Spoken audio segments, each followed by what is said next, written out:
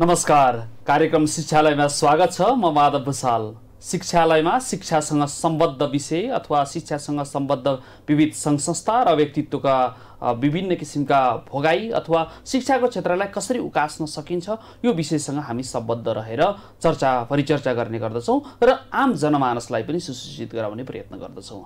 आजको कार्यक्रममा लामो समयसम्म शिक्षा क्षेत्रसँग सम्बद्ध रहेर सुदूरपश्चिम प्रज्ञा प्रतिष्ठानका उपकुलपतिका रूपमा रहनुभएका डाक्टर टिएन जोशी हामी माझ हुनुहुन्छ। उहाँलाई कार्यक्रममा स्वागत गरौँ। नमस्कार। धन्यवाद माधव सर।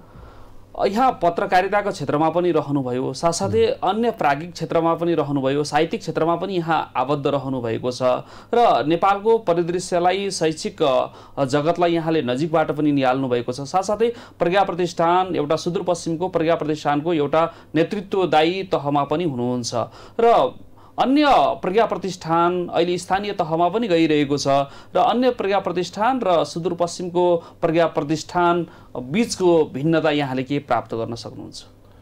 खास गरी माधवजी के छ भने नेपाल जब संहितामा गयो, संहिताको हाम्रो मूल मर्म के थियो भने पहिचान थियो।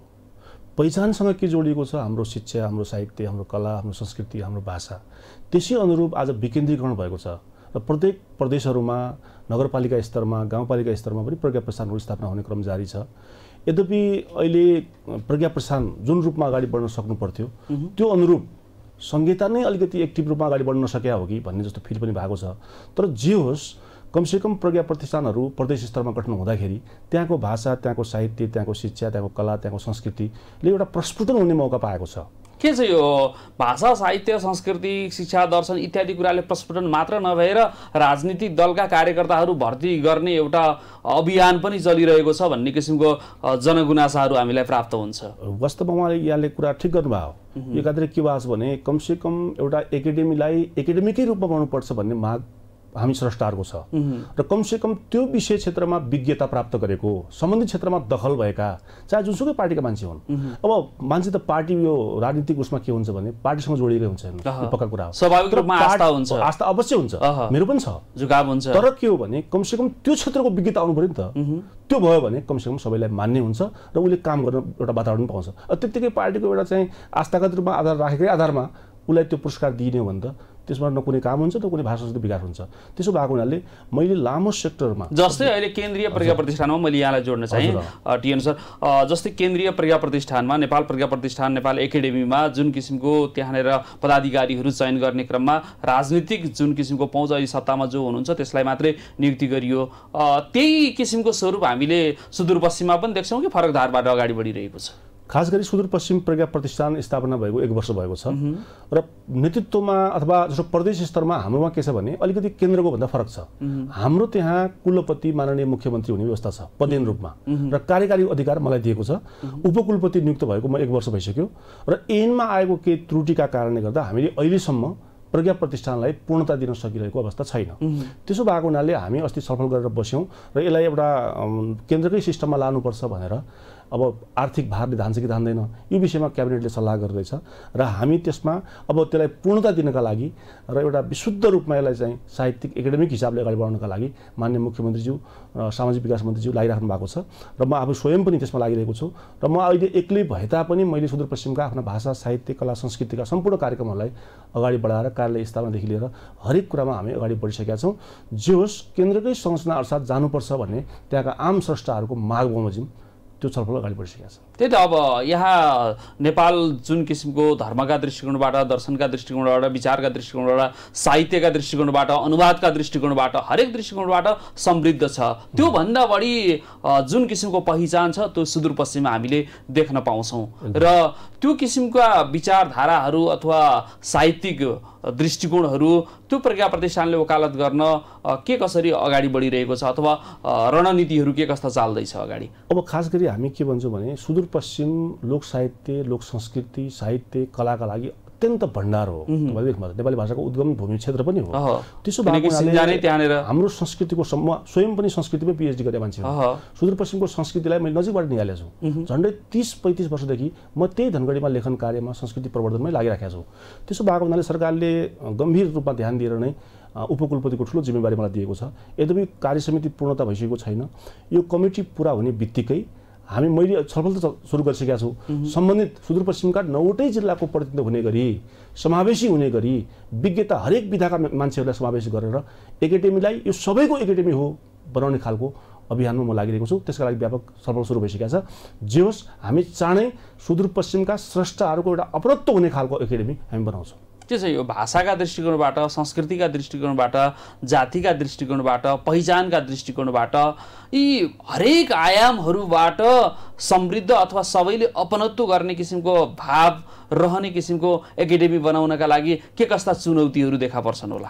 एकदमै माधव सर, कुरा के छ भने अब हामीले चाहेको के हो भने कमसेकम त्यसमा समावेशिता पनि होस्, सुदूरपश्चिमका 9वटै जिल्लाको प्रतिनिधित्व पनि होस्, महिला पनि आउन्, दलित पनि क्षेत्रको मान्छे आओस्, र विधागत हिसाबले पनि लोक साहित्यको मान्छे आओस्, सङ्गीतको मान्छे आओस्, ललित कलाको मान्छे आओस्, थारू पनि आओस्, र दार्चुलाको सौगा जाति पनि आओस्। मैले एटिएन सर, मैले व्यक्ति जोड्न मात्रै चाहिन, व्यक्तिको भावनालाई कदर गर्ने किसिमका कार्यक्रमहरू कतिको जोड्न सक्छौँ भन्ने कुरा मैले उठाउन चाहेँ। यो पनि अत्यन्त मार्मिक कुरा हो। सबैको भावनालाई समेट्ने गरेर त्यसलाई हामी जब यो एकाडेमी पूर्णता भइसकेपछि विभिन्न जसरी केन्द्रमा विभागहरू गठन भएका छन् त्यही अनुरूपले हामीले विभागहरू गठन गरिसकेपछि उहाँहरूलाई हामी सबैलाई समेट्ने खालको सबैको साझा एकाडेमी बनाउने अभियानमा हामी लाग्छौँ। माधव सर, के छ यो आर्थिक रूपमा कतिको चुनौती देखा पर्छ अथवा यो स्थानीय तहले त्यो किसिमको भारहरू थाम्न सक्ने अवस्था रहन्छ या रहँदैन, अथवा फेरि त्यसैका कारणले गर्दाखेरि व्यक्तिभित्र चाहिँ झन् करका दायराहरू झन् बढ्दै पो जाने हुन् कि यस किसिमका गतिविधिहरू अगाडि बढाउँदै गर्दा? गम्भीर समस्या चाहिँ स्थानीय तहमा देखिएको छ,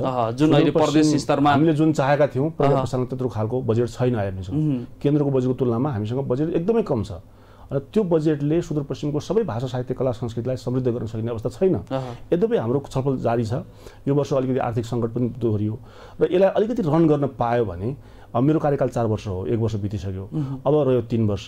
यो 3 वर्षभित्र एकाडेमीलाई सबैको एकाडेमी बनाउने र एउटा आर्थिक रूपले यसलाई सम्पन्न बनाउने, एकाडेमीको आफ्नै घर बनाउने र त्यसलाई कार्यालय व्यवस्थापना गरिसकेपछि र एकाडेमीलाई पूर्णता दिइसकेपछि आगामी चाहिँ कार्यकालबाट हामी केन्द्रकै सिस्टममा यसलाई चाहिँ ऐन संशोधन गरेर सबैको हिसाबले साझा हिसाबले अगाडि बढ्नका लागि र आर्थिक रूपले समृद्ध गरेर हरेक क्षेत्रमा अलिकति बजेटको विनियोजन गरेर के कसरी गर्न अगाडि सकिन्छ हामी त्यसका लागि लागेका छौँ। टिएन सर, अब अहिले स्थानीय तहहरूमा प्रज्ञा प्रतिष्ठान खोल्ने प्रचलन धेरै बढिरहेको छ, तथापि जुन कार्यकारिणी अथवा त्यहाँनिरको सदस्यता सङ्ख्या रहन्छ त्यसले पूर्णता पाएका अन्य ठाउँका प्रज्ञा प्रतिष्ठानको पनि उदाहरण छैनन् जसको मारमा तपाईँहरू पनि पर्नुभएको छ। के कारणले गर्दा अझै पूर्णता प्राप्त गर्न सकिरहेको छैन? 1 वर्ष धन्य भइसक्यो। हाम्रो सुरुमा हामीले ऐन बनाउँदाखेरि के गरिदियो भने अलिकति ऐन बनाउने त मन्त्रालयले बनायो, कर्मचारीहरूले सामान्य छलफल त लिएका थिए स्रष्टाहरूसँग, तर उहाँहरूले स्रष्टाहरूको ध्यानमा दिएनन् त्यो कुराहरू। उहाँहरूले आफ्नै हिसाबले त्यो ऐन बनाए र हामीलाई आर्थिक भार हुन्छ भनेर कुलपति माननीय मुख्यमन्त्रीलाई पदेन रूपमा र सहकुलपति माननीय सामाजिक विकास मन्त्रीलाई बनाएर उपकुलपतिलाई कार्यकारी अधिकार दिएर अन्य जम्मा 12 जना चाहिँ प्राज्ञहरू राखेर सचिव समेत हाम्रो चाहिँ मन्त्रालयको 10औं तहको एउटा चाहिँ निजामती कर्मचारीलाई बनाएर उहाँहरूले आर्थिक भार कम हुन्छ कि भन्ने हिसाबले त्यो ऐन विधेयक पारित भएछ। अब अहिले के लाग्यो भने उपकुलपति नियुक्ति भइसकेपछि सबै स्रष्टाहरूसँग हामी बस्यौँ, सरसल्लाह भयो। अहिले पनि सुदूरपश्चिममा यो विषयमा आन्दोलन जारी छ। म पनि स्रष्टाहरूको साथमा छु। यो ऐनलाई सबैको एकाडेमी बनाउनका लागि अब माननीय मुख्यमन्त्री त स्वतः मुख्यमन्त्री हुनुहुन्छ, उहाँले कुलपति बसिराख्नु जरुरी हुँदैन। उहाँले संरक्षक, प्रमुख संरक्षक बस्ने र सामाजिक विकास मन्त्रीले संरक्षक बस्ने र कुलपति स्रष्टाबाटै बनाएर अथवा उपकुलपति भइसकेका मान्छेलाई नै कुलपति बनाउने हो कि भन्ने हिसाबले पनि हामी अगाडि बढिरहेका छौँ। नभए कुलपति स्रष्टाबाट ल्याएर पनि यसलाई अगाडि बढाउँछौँ। अब उहाँहरूको भनाइ के छ भने यो वर्ष अलि आर्थिक सङ्कट पनि छ, पहिले यो ट्रायल बेसिसमा हामी अगाडि बढौँ। यो 4 वर्ष कमसेकम यो हामीले चलाइसक्यो भने अलिकति एकाडेमी समृद्ध भइसकेपछि, यसका विभागहरू बनिसकेपछि अर्को कार्यकालदेखि हामी चाहिँ कुलपति सिस्टममा जाउँला भनेर उहाँले भनिराख्नु भएको छ। त्यो अभ्यास निरन्तर स्रष्टाहरूको जारी छ। म स्वयं पनि त्यसमा लागिरहेको छु। यसलाई कसरी राम्रो बनाउने भन्ने अभियानमा म स्वयं लागिरहेको छु। मानव सर, के छ अब टिएन सर, विशेष भाषा, साहित्य, संस्कृति, कला यी विषयवस्तुहरू केवल मनोरञ्जनका अथवा पहिचानका माध्यम मात्रै बन्न सक्छन् कि राज्यलाई आर्थिक रूपमा समुन्नत बनाउन पनि महत्त्वपूर्ण एउटा हतियारका रूपमा स्थापित गराउन सकिन्छ? माधव सर, म विश्वका धेरै राष्ट्रहरू घुमे। हेर्नुहोस्, सुदूरपश्चिमको संस्कृति बेचेर आज विश्वमा कत्रो चाहिँ समृद्ध भइसकेका छन्। तर राज्यले हाम्रो पहिचान, हाम्रो संस्कृति, हाम्रो कला, हाम्रो धर्म यसलाई महत्त्व दिएको होइन कि जस्तो फिल मलाई हुन्छ। त्यसो भएको हुनाले पहिचानका कुरा मैले अघि पनि गरेँ, पहिचानसँग संस्कृति जोडिएको छ। त्यो देशको भाषा रहेन, कला रहेन, धर्म रहेन, रीतिरिवाज रहेन भने के रह्यो त? त्यसले गर्दा हाम्रो अभिन्न पहिचान भनेकै संस्कृति हो। राज्यले यसमा ध्यान ठोस रूपमा दिएको छैन। साहित्यकारलाई कलाकारलाई लेखेरै बाँच्न पाउने अधिकार अहिलेसम्म त्यो अवस्था आइसकेका छैन। कलाकारको हेर्नुहोस् त कस्तो बिजोग अवस्था छ। साहित्यकारलाई लेख्नेवाला भन्छन्। त्यो खालको एउटा हेपा दृष्टिकोणले स्रष्टाहरूको चाहिँ अपमान भएको छ। यसलाई स्थापित गर्नका लागि स्रष्टाहरूको प्रभुत्व कायम स्थापित गर्नका लागि उनीहरूले लेखेरै बाँच्ने बनाउनका लागि यसका लागि हामीले एकाडेमी बनाएका हौँ। त्यसो भएको हुनाले एकाडेमी सबैको हुनुपर्छ। कलाकार साहित्यकार सबै स्रष्टाहरू, त्यसभित्र हाम्रो ललित कला पनि छ, त्यसभित्र सङ्गीत र नाट्य पनि छ, त्यसभित्र भाषा साहित्य पनि छ। सबै स्रष्टाहरूको एकाडेमी बनाएर उनीहरूलाई चाहिँ आफ्नो लेखेरै आफ्नो कला बेचेरै एउटा समृद्ध पार्न सक्ने खालको एकाडेमी बनाउन सक्यौँ भने पक्कै पनि हामी अगाडि बढ्न सक्छौँ। हाम्रो कला हाम्रो संस्कृति विश्व अन्तर्राष्ट्रिय गार्समा जान सक्छ र एउटा पहिचान पाउँछ। त्यसबाट आर्थिक उपार्जन पनि गर्न सकिने पर्याप्त आधारहरू चाहिँ छन्। भनेपछि विभिन्न प्रकारका चुनौतीहरू रहेका छन्, तर ती चुनौतीहरूलाई चिरेर अगाडि बढ्नुपर्ने आवश्यकता हामीले चिर्नका लागि राज्यको ठोस नीति हुनु पर्यो सर। अब त्यो नीति बनाउनका लागि राज्य तहमा कस्ता खालका मान्छेहरूले त्यो बनाएका छन् भन्ने कुरा महत्त्वपूर्ण कुरा हो। अब राज्य अहिले अन्य कुराहरूमा बढी अल्झिएको छ। आर्थिक सङ्कट एका राज्यलाई यो संहिताको अभ्यास गर्दा नै भाषा साहित्य संस्कृति कला अथवा यहाँका पहिचान यी कुराहरूलाई चाहिँ पचाउनका लागि अझ बढी समय लाग्ने अथवा अभ्यासात्मक कालमा अथवा यो पूर्वाभ्यासको समयमा मात्रै राज्य अहिले खर्चेको हामी देखिरहेका छौँ। कसरी यसको समृद्धि होला भन्ने किसिमको जस्ता गुनासाहरू पनि देखिएको छ। कता एकदमै बडा चिन्ताजनक अवस्था छ। अब खास गरी के हुन्छ भने राजनीतिक तहमा पनि कस्तो हुँदो रहेछ भने माननीय मुख्यमन्त्रीज्यू अथवा मन्त्रीज्यूहरू उहाँहरूको भाषा साहित्य कला संस्कृतिप्रति कतिको रुचि छ त शिक्षा क्षेत्र त्यो खालको हिसाबले उहाँहरूको चाहिँ विचार हुँदो रहेछ। अब कतिपय प्रदेशमा जस्तो गण्डकीमा हेर्नुहोस् त, म अस्ति पुगेर आएँ, देशभरिका प्राज्ञहरूको सम्मेलन पनि त्यहाँ भयो। गण्डकी प्रज्ञा प्रतिष्ठान एउटा नमुना प्रज्ञा प्रतिष्ठान जस्तो चलिरहेको छ। हामीले कार्यालय हेऱ्यौँ, त्यहाँको सिस्टम हेऱ्यौँ, कति राम्रो छ।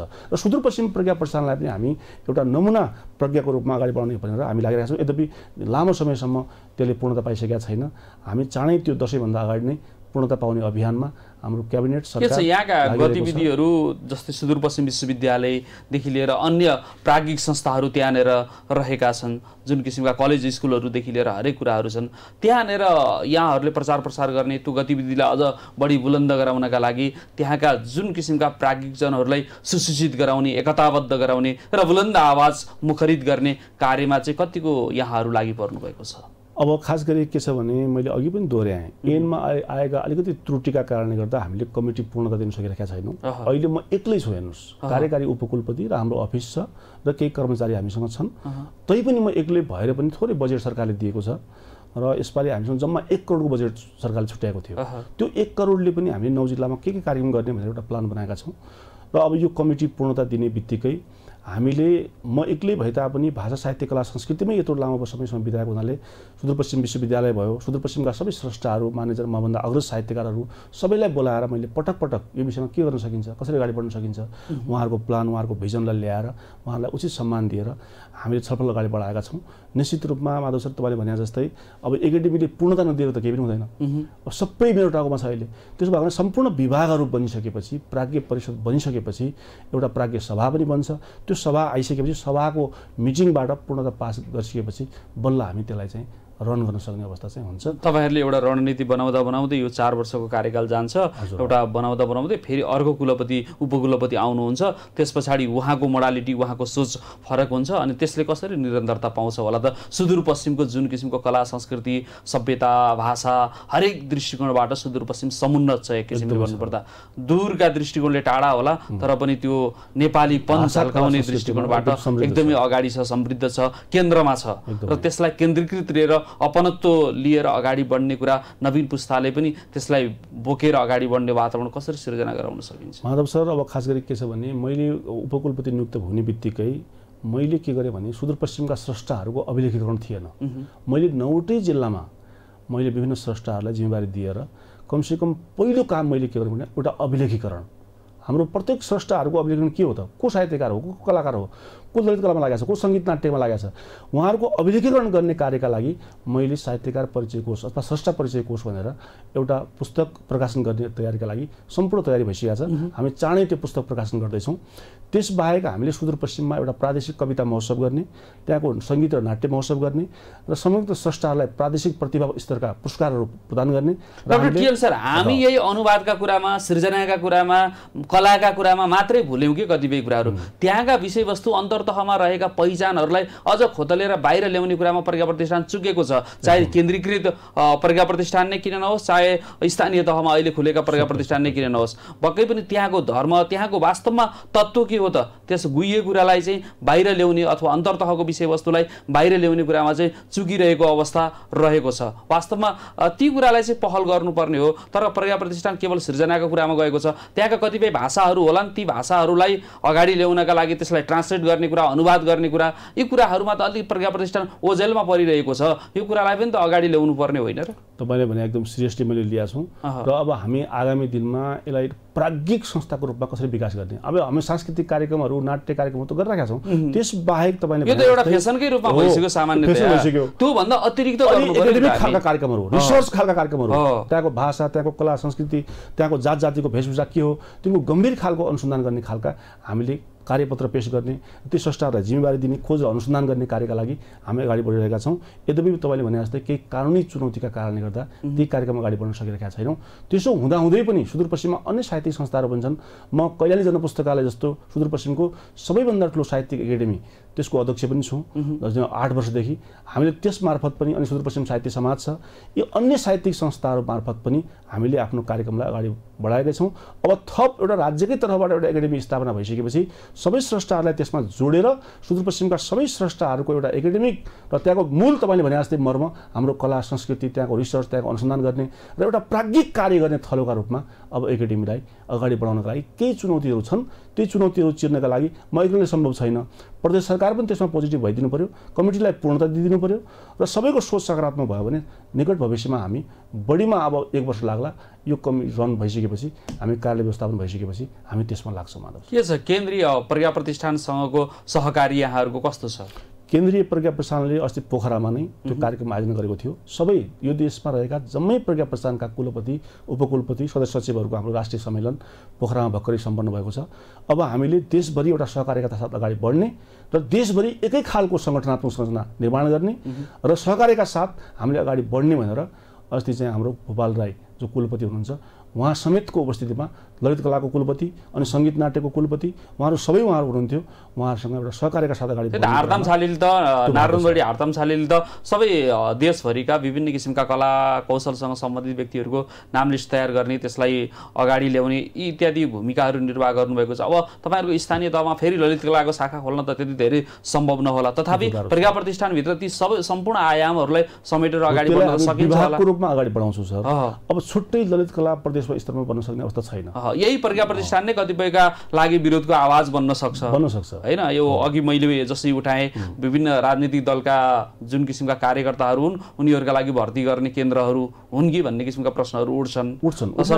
त्यही भित्र जुन किसिमको संरचना छ, जुन किसिमको अहिले खाका छ, त्यसैलाई नै चुस्त जुस्त बनाएर अगाडि बढ्नुको विकल्पहरू देखिँदैन। विकल्प केही पनि छैन। कमसेकम संहिताको बिउ रोपिसकेपछि एउटा एकाडेमी स्थापना भएको छ। अब संस्थाहरूमा पनि के हुन्छ भने एकले अर्काको अस्तित्व स्वीकार नगर्ने, आफू भए ठिक अरू भए बेठिक भन्ने प्रवृत्ति जहाँ पनि छ नि त त्यो प्रक्रिया। त्यसले गर्दा कमसेकम त्यो कुन क्षेत्रको मान्छे हो, त्यसले कतिको काम गर्न सक्छ, उसले के गरिरहेछ भन्ने कुरा उसलाई एक्सेप्ट गरेर त्यो एकाडेमीकै संरक्षणको लागि पनि सबैले साथ दिएर त्यसलाई अगाडि बढाउने हो भने असम्भव कुरो केही पनि छैन। एउटा एकाडेमीहरू स्थापना हुने क्रम जारी भएको छ। सरकारले पनि एउटा निश्चित प्लान बनाएर एउटा एकरूपताका साथ केन्द्रदेखि प्रदेशसम्म, स्थानीय तहसम्मका सबै एकाडेमीहरूलाई एकरूपतामा अगाडि बढाउन सक्यो भने असम्भव भन्ने कुरा केही पनि छैन। माधव सर, हामी लागिरहेछौँ। के छ त्यहाँ लोपोन्मुख भाषा, जाति, संस्कृति, कला इत्यादि विषयवस्तुहरू कतिको देखिन्छ सर त्यो धरातलमा हेर्दै गर्दाखेरि? लोपोन्मुख छ। अब त्यहाँको हाम्रो के हो भने सुदूरपश्चिम भनेको डोटी प्रदेश हो, हाम्रो पहाडी समुदाय छ त्यहाँ हैन। म आफै डोटीमा जन्मेको मान्छे, डोटीको मान्छे हो। त्यसो भएको हुनाले त्यहाँको दार्चुलाको सौका जाति लोपोन्मुख अवस्थामा छ। त्यहाँको राउटे जाति छ त्यहाँ हैन, लोपोन्मुख अवस्थामा छ। अब त्यहाँको थारू प्रमुख जाति हो हैन, राणा समुदाय जो कि नेपालकै सबैभन्दा बढी राणा समुदाय अहिले कैलाली कञ्चनपुरमा बस्छन्। त्यसो भएको हुनाले अब अछाम, बझाङ, बाजुरा, डोटी, डडेलधुरा, कञ्चनपुर यी सबै समुदायलाई अगाडि बढाउनु पर्ने दायित्व हामीसँग छ। र अब डोटेली भाषालाई पनि एउटा मानक भाषाको समस्या हामीसँग छ। अब डोटेली कसलाई भन्ने? अब डोटीको भाषा बोल्ने हो भने असामको रिसाउँछ, असामको बोल्ने बैतडी रिसाउँछ। त्यसो भएको एउटा मानक भाषा के हो? मानकीकरण गर्ने चुनौती चाहिँ देखा परेको छ। चुनौतीको लागि एउटा दायित्व आएको छ। अब कोही असामको मान्छे छ भने उसले डोटीको भाषा नमान्ने, डोटीको छ भने उसले बैतडीको भाषा नमान्ने। त्यही भित्र पनि यसलाई कुनै भाषिका हो, को भाषा हो, मानक कसलाई मान्ने? मैले कुनै डोटी जिल्लाको कुरा गरेँ होइन, एउटा सांस्कृतिक डोटेली भाषाको कुरा गरे हुनाले अब यसलाई डोटेली भाषालाई कसरी मानक गर्न सकिन्छ भन्ने बारेमा एउटा त्यहाँका मानसखण्डका ज्ञाता र विज्ञहरूसँग बसेर हामी छलफल चलाइरहेका छौँ र अलिकति समय चाहिँ तपाईँले भने जस्तो लाग्छ माधव सर। तर यसका लागि सबै प्रबुद्ध वर्गहरू बसेर एउटा निश्चित निकास निकालिसकेपछि यो एकाडेमी पूर्णता पाइसकेपछि बल्ल यो कुरा सम्भव छ। जस्तै एकाडेमी खुल्दै गर्दा त्यहाँका आम जनमानस सर्वसाधारणहरूको धारणा के कस्तो पाउनुहुन्छ? यहाँले जुन किसिमको 1 वर्षसम्मको समय पनि यहाँले प्राप्त गर्नुभयो, जुन एकाडेमी खुल्दै गर्दाखेरि उहाँहरूको दृष्टिकोण कस्तो पाउनु भएको? एकाडेमी खुल्दाखेरि सबैजना स्थापना विधेयक पास हुँदाखेरि उहाँहरू खुसी हुनुहुन्थ्यो, अब एकाडेमी आउने भयो, हामीले पनि चान्स पाउँछौँ र एकाडेमी नयाँ काम गर्छ भनेर उहाँहरू एकदम उत्साहित हुनुहुन्थ्यो। तर समस्या के भइदियो भने अब केन्द्रको एकाडेमीको संरचना र हाम्रो संरचना अलिक फरक भइदियो। यहाँ चाहिँ कुलपति सिस्टम छ, सदस्य सचिव पनि स्रष्टाबाट छ। हाम्रो त्यहाँ के भइदियो भने कुलपति मान्य मुख्यमन्त्री, सचिव पनि चाहिँ निजामती कर्मचारीबाट राखेको हुनाले अलिकति स्रष्टाहरूले विरोध चाहिँ गरे। हाम्रो उपकुलपतिको हकमा हाम्रो विरोध छैन, उहाँ साहित्य कला संस्कृतिकै मान्छे हो, त्यही विषयमा पिएचडी हुनुहुन्छ। तर कुलपति र सचिव पनि स्रष्टाबाट आउनुपर्छ र एउटा प्राज्ञिक एकाडेमीलाई यस्तो गर्नु हुँदैन, यो कुनै पञ्चायतकाल जस्तो यो चाहिँ राख्नु हुँदैन, यसलाई चाहिँ केन्द्रकै सिस्टममा अगाडि बढाउनुपर्छ भनेर उहाँले अलिकति माग राखेर अलिकति विरोधका आवाजहरू आए। यद्यपि त्यो सङ्गठनात्मक सेनाको विरोध हो, त्यो मेरो उपकुलपतिको विरोध होइन। जे होस्, अब यसलाई चेन्ज गर्नका लागि मुख्यमन्त्रीसँग अस्ति कुरा उठाएको छ। मुख्यमन्त्रीले के भन्नुभएको छ भने अब अलिकति पर्खिनुहोस्, अहिले हामी आर्थिक रूपमा समस्यामा छौँ, यसलाई बिस्तारै हामी 1-2 वर्षमा यसलाई लाइनमा हामी ल्याउँछौँ। अहिले बरु सचिवसम्म सकिन्छ कि के गर्न सकिन्छ म छलफल चलाउँछु, नभए यसैलाई 4 वर्षमा तानेर आगामी दिनमा यसलाई चाहिँ हामी पूर्णतया अगाडि बढाउँछौँ भनेर उहाँले भन्नुभएको छ। अझ पनि मेरो पेस के छ भने माथि केन्द्रकै सङ्गठनात्मक सङ्घमा जाँदाखेरि राम्रो हुन्छ भनेर हामीले सुझाव दिएका छौँ। हेरौँ, अब यो कुरा सरकारको विषय हो, मेरो हातले त होइन। क्याबिनेटले स्वीकृति गर्नु पऱ्यो, क्याबिनेटबाट फेरि प्रदेश सभामा जान्छ, सभाले पारित गर्ने कुरा हो। ऐन परिमार्जन गर्नुपर्ने कुरा भएको हुनाले त्यो मेरो बसमा छैन। प्रदेश सभाले कुन रूपमा लिन्छ, हाम्रो आर्थिक व्यवहारले कतिको जान्छ, यी सबै कुराहरू लिएर प्रदेश सभालाई, सरकारलाई हामीले एकदमै धक्धक्याएका छौँ। मलाई विश्वास छ चाँडै ऐन परिमार्जन हुन्छ र हामी केन्द्रकै सिस्टममा अगाडि बढ्छौँ। त्यही त पछिल्लो समय सुदूरपश्चिम एकदमै जुरुमुराएको हामीले देखिरहेका छौँ, जुन चेतनाका दृष्टिकोणबाट पनि अलिक बढी मात्रामा अग्रसर भएको अहिले हामीले देखिरहेका छौँ पछिल्लो समय। अब त्यसलाई हामीले सकारात्मक रूपमा लिएर अगाडि बढ्नुको विकल्प देखिँदैन। अझ बढी केन्द्रका कतिपय गतिविधिहरूलाई अझ त्यो ठाउँमा लागू गर्नका लागि, जस्तै यहाँ भएका विभिन्न किसिमका अनुवादका कुराहरू हुन्छन्, जस्तै नेपाली भाषा अथवा अन्य भाषाबाट अङ्ग्रेजीमा ट्रान्सलेट गर्ने।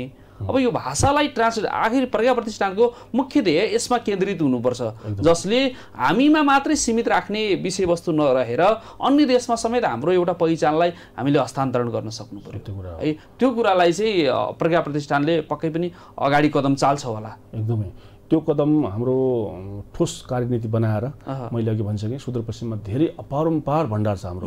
अब गौरा हेर्नुहोस् त, राष्ट्रिय पहिचान भएको संस्कृति हो। अब गौरा भयो, त्यहाँका लोकगीतहरू, त्यहाँको सङ्गीतहरू, त्यहाँका नाट्यकर्मी, तर त्यही भाषाबाट मात्रै प्रकट गर्दाखेरि कतिपय विदेशीले त बुझ्दैनन् नि, त्यो बुझ्ने अवस्था पनि रहँदैन। त्यसलाई अन्य भाषामा अनुवाद गर्नुपर्ने आवश्यकता देखिन्छ त। त्यस्तो अनुवाद गरेर हामीले कसरी हुन्छ त्यसलाई विश्वव्यापीकरण गर्ने अभियानमा सुदूरपश्चिम प्रज्ञा प्रतिष्ठान लाग्छ र त्यसका लागि अब सबै स्रष्टाहरूको साझा एकाडेमी बन्नका लागि मैले अघि भने जस्तै यो सबै कुरा हाम्रो ऐनमा अटेको कुरा हुनाले त्यो ऐन परिमार्जन भइसकेपछि, हाम्रा सम्पूर्ण विभागहरू गठन भइसकेपछि बल्ल हामी त्यसमा हात हाल्न सक्ने अवस्था चाहिँ छ। के छ लोक साहित्यको अवस्था के रहेको छ? लोक साहित्यका लागि त सुदूरपश्चिम अपरम्पार नै हो नि, भण्डार नै हो नि, होइन? त्यहाँको अथाह लोक साहित्यको भण्डार छ। त्यहाँको धमारी हेर्नुहोस्, त्यहाँको चैत हेर्नुहोस्, त्यहाँको हुड्केली हेर्नुहोस्, त्यहाँका गौरा हेर्नुहोस्, त्यहाँको डेउडा हेर्नुहोस्, अपरम्पार छ। त्यसो भएको हुनाले यी कुराहरूलाई बाहिर ल्याउनका लागि थारू संस्कृति छ, राणा संस्कृति छ, सौका जातिको संस्कृति छ, राउटेहरूको संस्कृति छ, यी सबै लोक साहित्यलाई बाहिर ल्याउनका लागि हामी स्रष्टाहरू जुरुराउनु जरुरी छ।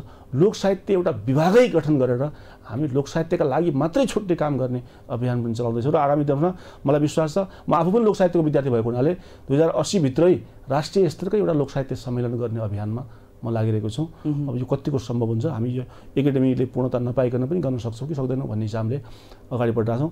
तर मेरो आफ्नो कार्यकालमा सुदूरपश्चिममा एउटा लोक साहित्यको राष्ट्रिय सम्मेलन गर्ने मेरो धोको छ, चाँडै त्यसलाई हामी पूर्णता दिन्छौँ। के छ अब यो लोक साहित्यको जुन सम्मेलन छ त्यसले दिने म्यासेज र हामीले त्यसबाट समाज रूपान्तरणमा खेल्न सक्ने भूमिका के कस्तो हुन्छ होला टिएन सर? एकदमै हुन्छ। हामी पूर्वको संस्कृति होइन, काठमाडौँको संस्कृति, मध्यपश्चिमको संस्कृति सबै लोक साहित्यकर्मी स्रष्टाहरूलाई ल्याएर सबै एकाडेमीका व्यक्तिहरूलाई त्यहाँ निम्त्याएर एउटा पर्व जस्तो, एउटा महोत्सव जस्तो गरेर त्यहाँ विभिन्न लोक साहित्यका कार्यपत्रहरू प्रस्तुत गरेर विद्वानहरूलाई जिम्मेवारी दिएर ती कार्यपत्रबारेमा एउटा ठोस छलफल गरेर हामी अगाडि बढ्छौँ।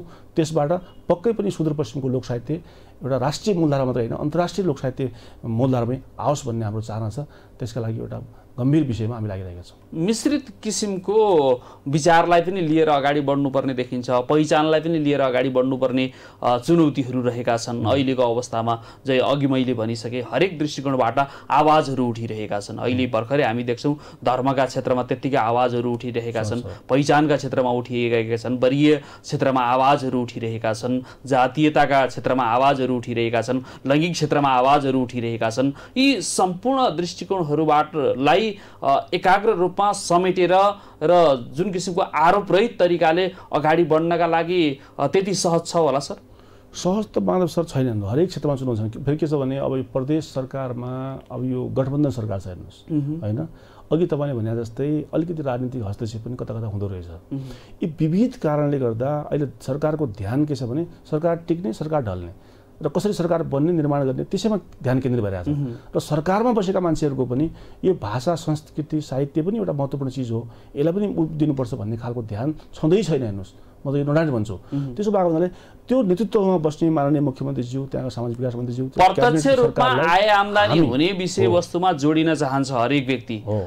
अहिलेका माथिल्लो तहमा रहेका व्यक्तिहरू पनि चाहे राष्ट्रका लागि होस्, चाहे आफ्ना लागि होस्, त्यहाँबाट सिधा प्रत्यक्ष रूपमा आय आम्दानी डोरियोस् भन्ने लाग्छ। तर भाषा, साहित्य, संस्कृति, कला अथवा यी विविध आयामहरू भनेको एउटा पहिचानसँग पनि जोडिन्छन्। तर त्यतातर्फ राज्य त्यति सुसूचित भएको देखिँदैन। बिल्कुलै छैन। राज्यको त यो पहिचानसँग मैले तपाईँ हेर्नुहोस्, जुनसुकै ठाउँमा यत्रो समृद्ध हरेक तरिकाका पहिचानका नाराहरू उठाइदिएको छ राज्यले। हेर्नु त, उल्टा झन् विवाद ल्याउने काम। अस्ति गौराको हेर्नु विवाद, गौरा पर्व कति कति हुने भन्ने कार्यमा दुई खालको विवाद आयो।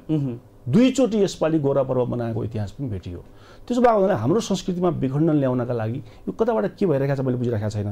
त्यसो भएको हुनाले कमसेकम जानकारहरू, विज्ञहरूले, राज्य तहमा दिने सल्लाहकारहरू हाम्रा कस्ता छन्, ती संस्कृतिहरू कस्ता छन्, र राजनेताहरूलाई सल्लाह दिने एउटा विज्ञहरू पनि एउटा ठिक ठाउँमा अगाडि बढ्नुपर्छ भन्ने मेरो जोरदार माग छ।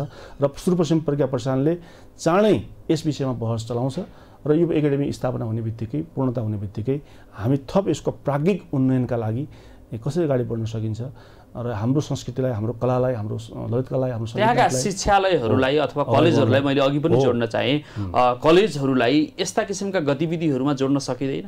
किन नसकिनु?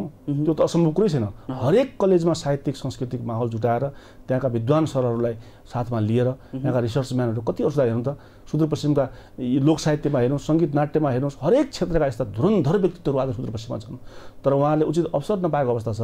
त्यसले गर्दा हामी सबै शिक्षालयहरू सुदूरपश्चिम विश्वविद्यालयसँग सहकारी भइरहेका छ र अन्य कलेजहरू, म आफै पनि 4-5वटा कलेजमा पढाउने टिचर हो। त्यसो भएको हुनाले सबैसँग हाम्रो सम्बन्ध सुमधुर छ र कलेज लेभलबाटै एउटा +2 लेभल, कलेज विद्यालय लेभल र स्नातक लेभल, डिग्री लेभल सबै त्यहाँका विद्वान सरहरूलाई साथमा लिएर हामी त्यहाँको कला संस्कृति कसरी अगाडि बढाउन सकिन्छ, त्यहाँका पाठ्यक्रमहरूमा त्यहाँको लोक साहित्य, त्यहाँको सङ्गीत नाट्य, त्यहाँका स्रष्टाहरूका लेखहरू कसरी समावेश गर्ने भन्ने बारेमा पनि हाम्रो सुदूरपश्चिम विश्वविद्यालयसँग सहकारी भएको छ।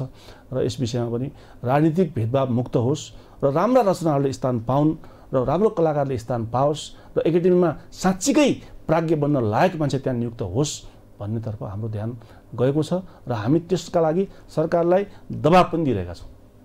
हस्, आफ्नो व्यस्त समयका बावजुद पनि बागमती टेलिभिजनको शिक्षालय कार्यक्रमलाई समय दिनुभयो, यसका लागि यहाँलाई हार्दिक धन्यवाद। माधव सर, धेरै धेरै धन्यवाद। र खास गरी सुदूरपश्चिमबाट म यो विविध कारणले, आफ्नो प्राज्ञिक कामले र अन्य शिक्षक साथीहरूलाई पनि समर्थन गर्ने हिसाबले म काठमाडौँ आएको थिएँ। यही परिवेशमा मलाई यो बागमती टेलिभिजनले बोलाएर सुदूरपश्चिमको भाषा, साहित्य, कला, संस्कृति, यहाँको शिक्षाका बारेमा कुरा गर्ने जुन अवसर दिनुभएको छ, त्यसका लागि बागमती टेलिभिजन परिवार र मलाई यहाँसम्म ल्याउने मित्र लोकराज भण्डारीजी, जो आफै पनि एउटा लोक साहित्य संस्कृति कर्मी हुनुहुन्छ, तपाईँसँग जोडाइदिनु भयो, परिचय दिलाइदिनु भयो र सुदूरपश्चिमलाई माया गर्नुभयो। यहाँहरूलाई म सुदूरपश्चिम प्रज्ञा प्रतिष्ठानको तर्फबाट, प्रदेश सरकारको तर्फबाट म हार्दिक धन्यवाद दिन चाहन्छु। प्रज्ञा प्रतिष्ठान शिक्षाको एउटा महत्त्वपूर्ण धरोहर हो, जहाँबाट प्राज्ञिक जनहरूले आफ्ना गतिविधिहरू सञ्चालन गर्ने गर्नुहुन्छ र साथसाथै त्यहाँका आफ्ना पहिचानहरू प्रस्तुत गर्ने एउटा महत्त्वपूर्ण माध्यम पनि प्रज्ञा प्रतिष्ठान रहने गर्दछ। एउटा शिक्षालय अथवा महत्त्वपूर्ण घरका रूपमा हामीले त्यसलाई लिनुपर्दछ। तर 1 वर्षसम्म प्रज्ञा प्रतिष्ठान स्थापना भइसक्दा पनि त्यसले सदस्यताको पूर्णता प्राप्त नगर्नु आफैमा विडम्बना छ। राज्य अलिकति भाषा, साहित्य कला संस्कृति आफ्ना परम्परा र आफ्नो पहिचानसँग अलिकति गैर जिम्मेवारी भएको भन्ने कुरा ठहर छ। आजको कार्यक्रममा सुदूरपश्चिम प्रज्ञा प्रतिष्ठानका उपकुलपति टिएन जोशी हामीबाज रहनुभयो। आगामी अङ्कमा पक्कै पनि फरक व्यक्तित्वसहित कार्यक्रम शिक्षालय लिएर उपस्थित हुने नै छौँ। तबसम्मका लागि प्राविधिक कक्षमा रहनुहुने मित्रहरू र म कार्यक्रम प्रस्तुता कार्यक्रमबाट बिदा हुन चाहन्छु। नमस्कार।